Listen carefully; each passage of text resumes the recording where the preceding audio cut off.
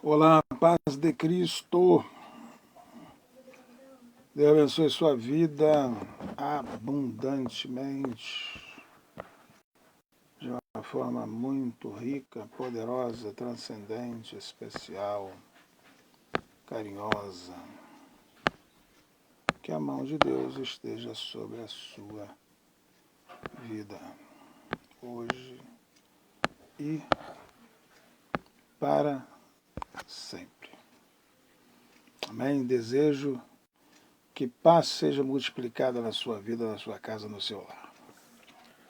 Bom, nós estamos falando nesta quarta noite, nós estamos falando sobre síndrome do pânico em crianças e adolescentes. É o tema do nosso assunto, porque nós estamos falando sobre traumas. Traumas são feridas. Traumas são perturbações emocionais, né? E elas atacam três classes de pessoas de uma forma muito forte e muito veraz. Não é uma coisa simples. E as crianças estão aí pontuando a primeira categoria de pessoas traumatizadas.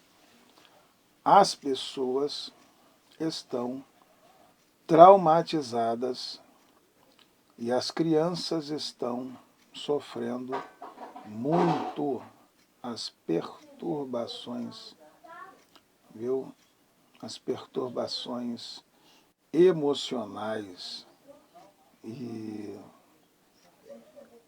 exige-se aí, porque os traumas, eles submetem as pessoas a culpas, cobranças, né? Acusações, né?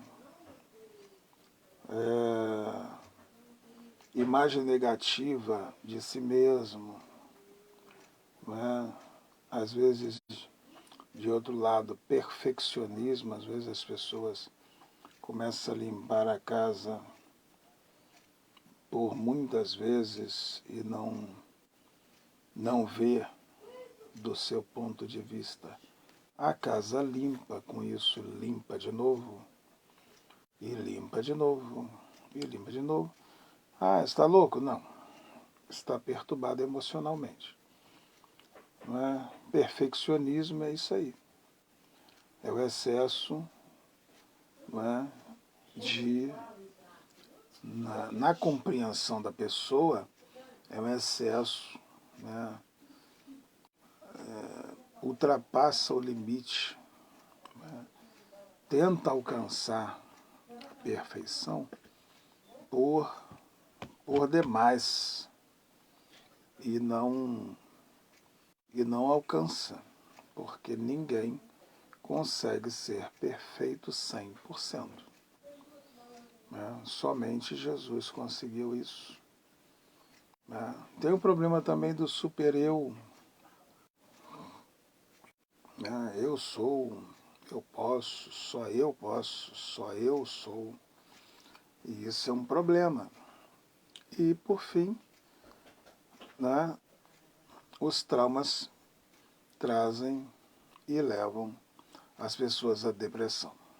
Bom, em três classes de pessoas, né, as crianças, os idosos e os deficientes, eles passam por muitos problemas.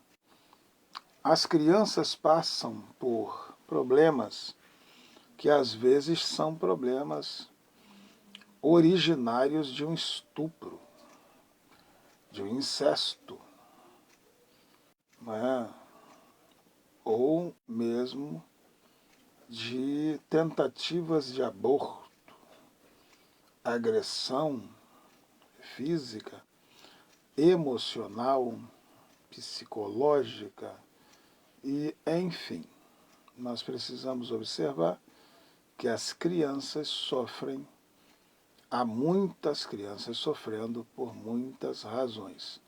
Essas são apenas algumas das razões que fazem crianças sofrerem. Eu fico observando, né, como pode, né, como pode, isso é algo assim, como pode, né, as pessoas passar por uma situação dessa. E parece que ninguém está vendo. Há muitas crianças sofrendo calado.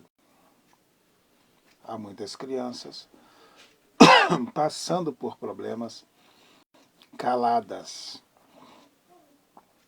Não se manifestam, né? Não se manifestam.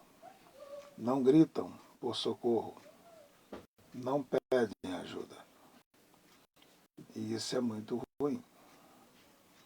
Porém, nós ficamos olhando crianças espantadas, adolescentes espantados, né?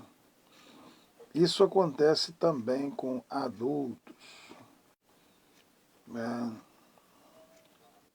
Hoje mesmo eu vi, né, homens espantados, né, preocupados com suas vidas. E aí nós precisamos entender por que as crianças são agressivas. Hoje nós estamos lidando com crianças agressivas, alteração de comportamento, né? Falta no aprendizado aí, crianças que vão crescendo, vão se tornando adolescentes e não aprendem. Estão na escola, não aprendem nada, né?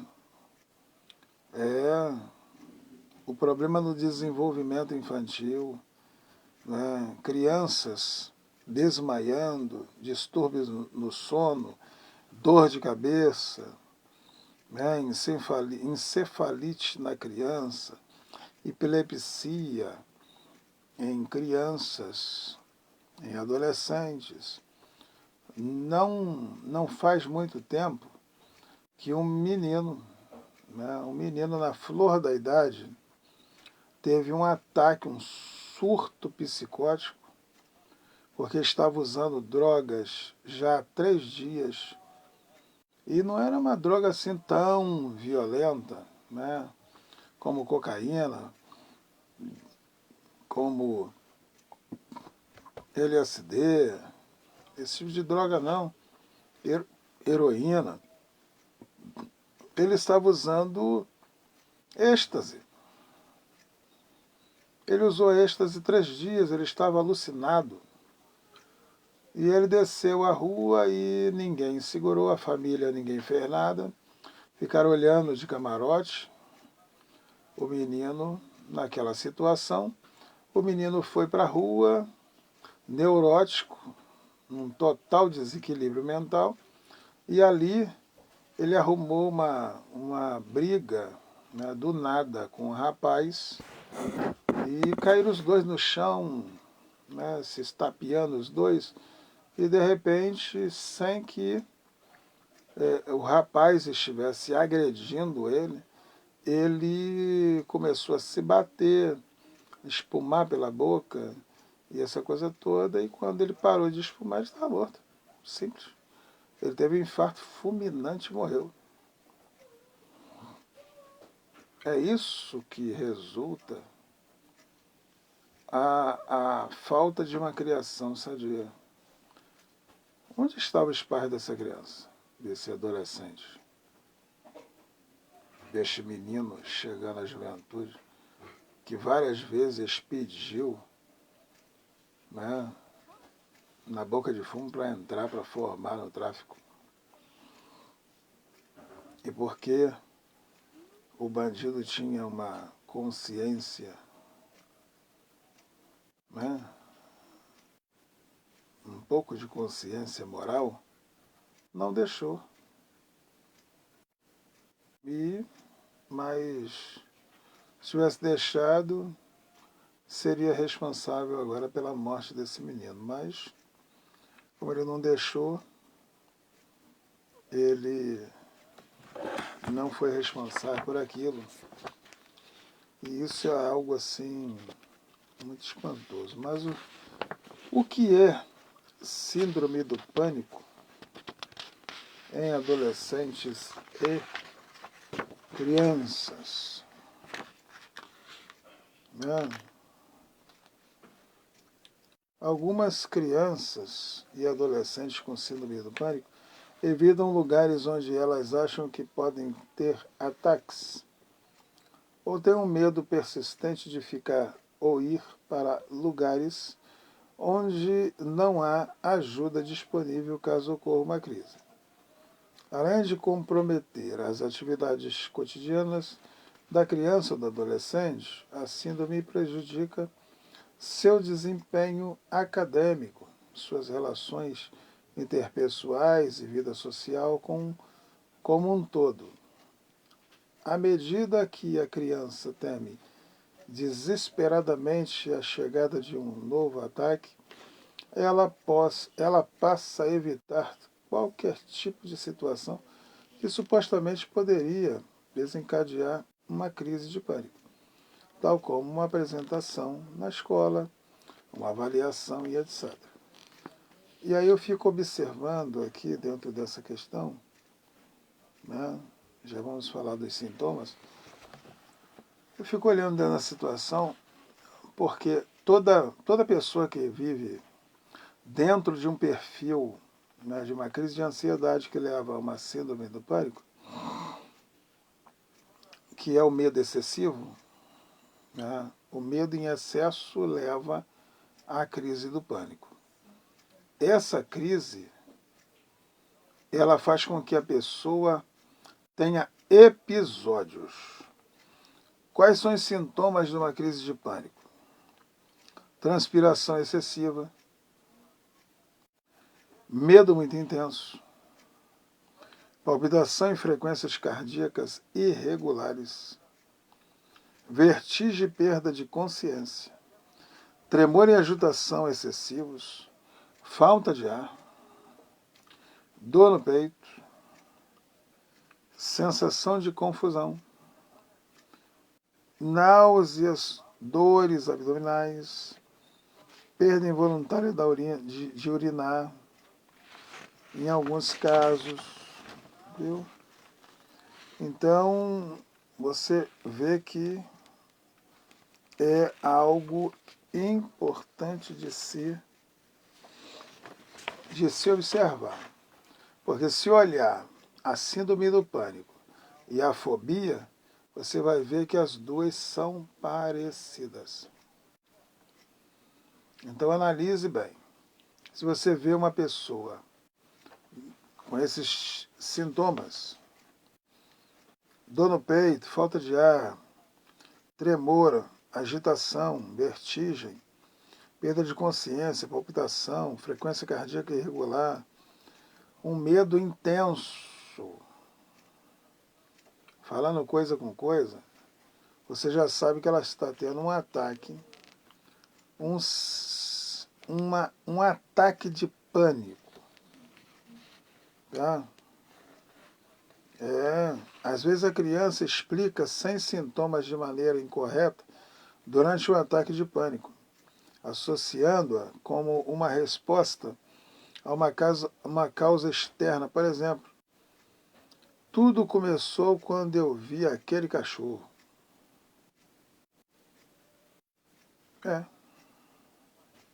Esta criança, especialmente se forem jovens demais, podem não conseguir articular ainda os medos intensos que experimentam durante um ataque de pânico. Ataque de pânico geralmente vem acompanhado de uma série de sintomas que variam de paciente para paciente. Na maioria das vezes, eles se manifestam de repente, sem aviso prévio, podendo se estender durante horas. Viu? Aí entra os mais comuns, que são esses que eu falei. Tem que identificar a síndrome do pânico, viu? É necessário diagnosticar pelos sintomas, senão não tem como tratar, né? Isso é importante, isso é algo que eu não sei porquê as pessoas não estão procurando cuidar das pessoas, tá, que estão com esses problemas. A síndrome do pânico é diferente da previsibilidade dos ataques de pânico. Se uma criança tiver um medo previsível de uma situação, tá, em particular, ou ela entra em pânico ao ver algo que já é assustador para ela, como aranha, por exemplo, a criança pode ter fobia ao invés de síndrome do pânico. Então, fobia é medo em excesso. Pânico já é outra coisa, tá? Fobias são medos intensos, previsivelmente disparados por determinadas situações. Quer ver? Tem gente que quando vê uma barata, né? Eu conheço um cidadão que não pode ver barata que ele corre, né? Só falta virar Homem-Aranha, sobe no teto. Pior de tudo é se for aquela barata voadora, né? Aí que misericórdia. Perde até o controle de si. Fobias incluem... As fobias incluem fobia social, que está associada com medo intenso ao expor-se a novas pessoas. E fobias específicas associadas ao medo intenso de se expor a situações ou objetos.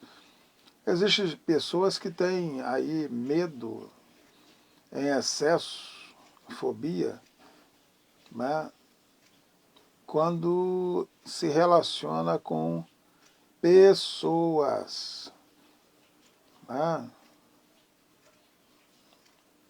E isso tem que ter controle. Tem que se diagnosticar. O que você... A verdade é, você está com medo de quê? O que te assusta? O que te apavora? O que te leva a perder o equilíbrio? Quando você percebe o que é, você vai trabalhar em cima disso. Você vai determinar a causa e aí, pelo efeito se vê a causa, pela causa se combate a causa através de atitudes, tá, que determinam aí que, não é, que vai mudar o teu comportamento. Isso é importante perceber. Nunca se deixe vencer pelo mal, mas vença o mal, fazendo aquilo que é certo, aquilo que é correto. E o Deus de paz será contigo, porque o céu não está em crise, Deus não está em crise. Deus está no controle de tudo. Deus pode tudo, em tudo e em todos. Te criou para vencer, te criou para ser feliz, te criou para ser mais do que vencedor. Criou você com dons para fazer a diferença. Fez você para viver em família e te deu uma família linda. Não é, irmã Tânia? Te deu uma família linda. Não é, Rebeca? Te deu uma família linda. Deus te deu uma família maravilhosa. Deus te deu saúde. Deus te deu intelecto, dons. Faça a diferença. O melhor de Deus ainda está por vir. Não se esqueça que você nasceu para vencer, para dar certo, para ser feliz. Deus te fez assim, te constituiu dessa forma. Te deu uma família, um negão da África, um neguinho da África, e te deu muitas coisas maravilhosas. Né, irmã Tânia? Ainda te deu ainda uma pulga radaça. Maravilhosa, né? Que agarra no teu pé. Deus abençoe vocês. Vocês têm motivo para ser felizes. Vocês têm motivo para ser muito mais do que vencedores. Abrace isso. Faça disso uma meta. Ser feliz, vencer, ser mais, ser melhor, fazer o melhor, dar o melhor, porque vocês são poderosos em Deus para destruir fortalezas. Deus abençoe vocês muitíssimo. Shalom.